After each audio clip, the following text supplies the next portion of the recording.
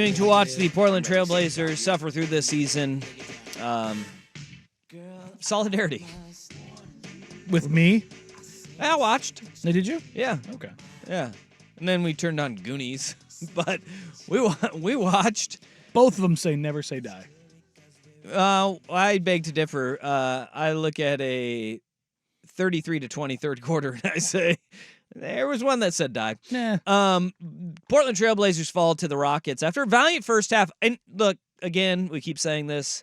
You look at growth, you look at strides, yada, yada, yada.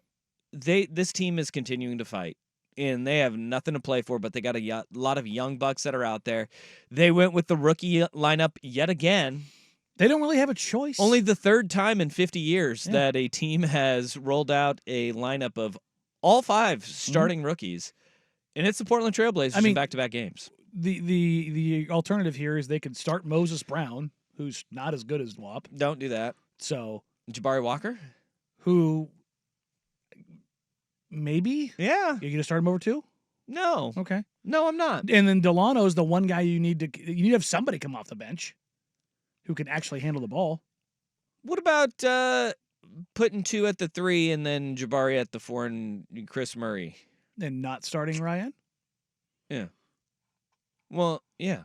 I think the reason you do this is... Well, no, not starting Chris Murray. Oh, not starting Chris. Okay. Not starting Chris Murray. Okay. And...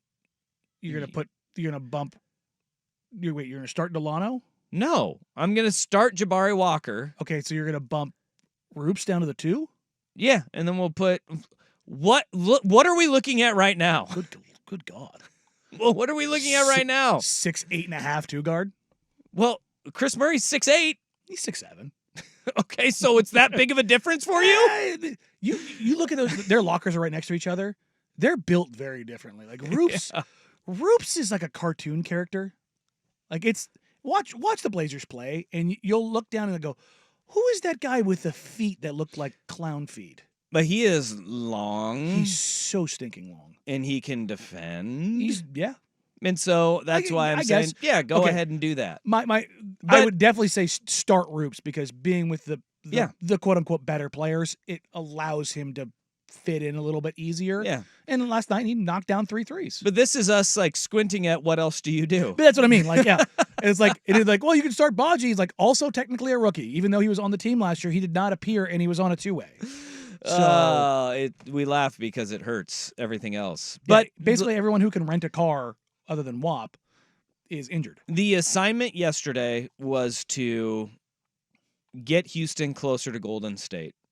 They did that. And they did that. Now Houston is just a half game back of the Warriors, and the Warriors are in that final play-in spot. They've lost 2 in a row. 6 of their last 10 they've lost.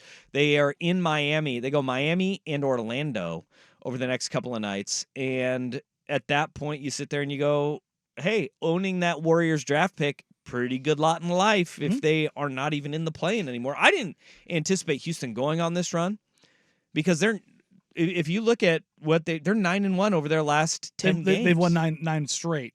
And they're beat up right now. Jabari Smith Jr. was suspended last night for getting in a fight 2 nights ago. Alperen Şengün, their best player, is out. But Jacques Landale is just balling out of his gourd. Yeah, he had 15 in the first. He finished with 17. But yeah, it's certainly interesting what they've been able to do. I think they're taking advantage of teams that, I mean, you look at who Houston has played, and it's nobody. That's part of it. But you still have to take care of business, and they're doing that. And you look at both schedules for the Warriors and Rockets. The Warriors have an easier schedule, but the Blazers play the Rockets again. The Blazers play the Warriors. And they play each other, though, the Rockets and the Warriors.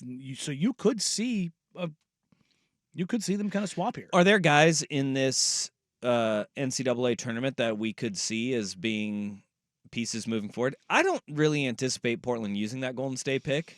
I don't either, unless there's a guy that they love that falls. Okay. So a perfect example, Cody Williams is quote-unquote falling right now. Because he doesn't start on Colorado? Because he's on a minutes restriction because he came back from an injury. Yeah. And so it was like, oh, no, he's falling now. He's like 9-10 in the mock. And it's like, if he was there, maybe they go, we like that. Okay. But even then, just talking to the Blazers over the last couple months, I don't foresee them using both first-round picks unless they use both of them to move up.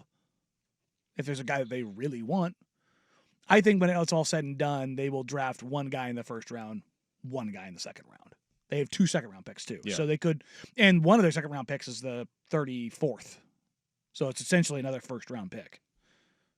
Okay. It's right there on the edge. Okay, But, not bad. Yeah. Who are some of the guys that we're looking at in the NCAA tournament that could fit?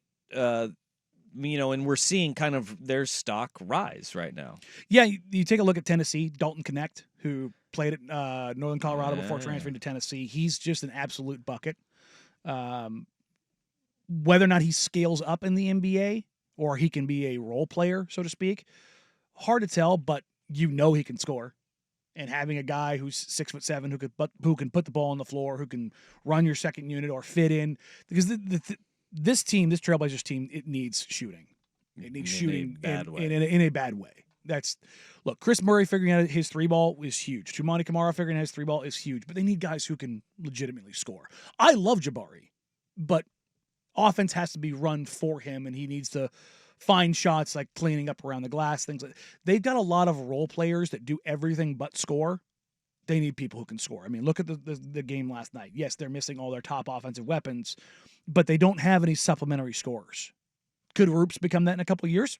I think so. Yes. I'm very high on Repair. Can Chris become that? I think so. I think what we're seeing too is like Tumani Kamara has become more confident in his lot in life as an NBA player, and there was a stretch in January where it almost looked afraid to shoot. Yeah, he was. He was just burying himself in the corner and waiting for the ball to come around to him. Yeah. And you're starting to see that comfort is growing with him a little bit more as the weeks are going by. And I think that a lot of these injuries play a big role in it because somebody's got to shoot the ball, and he's doing it. Yes. But I don't know if he's going to be that guy who's going to be a bona fide scorer in the NBA. Mm-hmm. He's going to be a guy that should be your 4th option. Probably 5th. If your team makes sense, he's probably if he's starting, he's probably your fifth option, 5th scoring option, which is totally fine. And he's as long as he's a great defender. Yeah, boom, that's all you need. I was listening to Locked On the way in this morning. Mike Richmond mentioned if he becomes Dylan Brooks, a guy who's so good defensively that you don't really care about his offense, that's a great outcome for him. I want him to do that without being evil. Yeah. Without being a I tweeted this out last night. Can I just say we need a bad guy? Yeah, look, who's the bad guy? Absolutely. But I tweeted this out last night. Tumani Kamara is chaotic good. Dylan Brooks chaotic evil. Yeah, I want an evil guy on the team though. I don't. But there's different kinds of evil. Well, not Dylan Brooks evil. Yeah, no, I always say every fan base that says I hate him. If he was on your team, you end up liking him. No, I would not. Yeah, I think you would. Dylan Brooks and Pat Beverly are 2 guys that I 100% would not want on this team. I think there is on this team, yeah, no. On the Trailblazers, on a contending team, no, even I think then you would. No, I wouldn't. I think you would. They crossed the line for me. The mental gymnastics you would pull, No, Danny. no. You would stick that No. landing, and everybody be like, "Wait, what?" No. And we'd pull this audio from March 26th, Nope. 2024.